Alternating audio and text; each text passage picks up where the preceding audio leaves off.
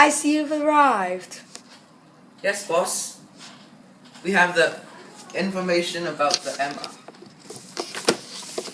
We will use the power of radiation to eliminate her. Tell me more about it. We don't have much time. The Emma will leave soon. Okay, so radiation is basically energy emitted from unstable atoms. It can be classified as ionizing and non-ionizing radiation. Basically, ionizing radiation is dangerous. So we can kill the Emma. Not exactly. Only people who receive doses up to 2 sieverts will die.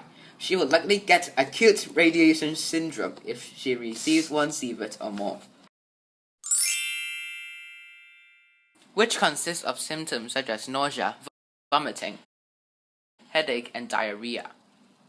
Or maybe CRI, which stands for cutaneous radiation injury. It includes symptoms such as itchy skin, tingling, redness, and swelling. People who were exposed to high levels of radiation will gradually develop cancer, the uncontrollable division of cells. So you mean it will blow up the cooling unit for the nuclear plant and you get CRI and ARS and cancer?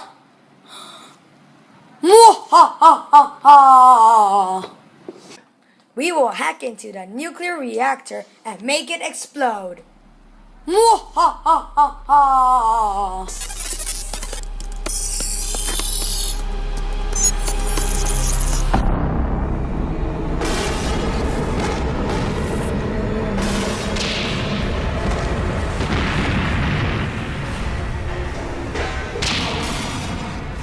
This is a nuclear disaster, and there's no one to stop it.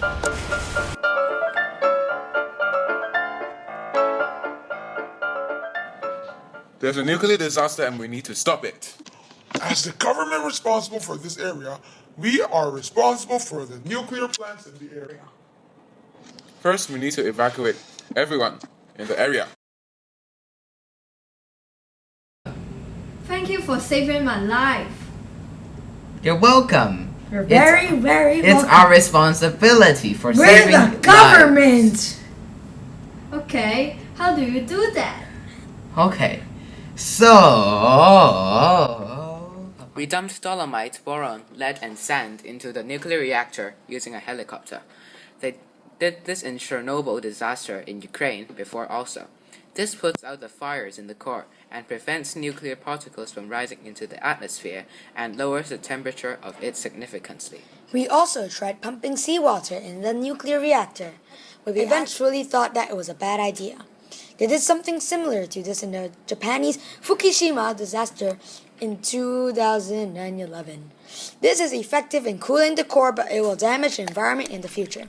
The water will seep into the ground and possibly leak into the sea and damage the ecosystem.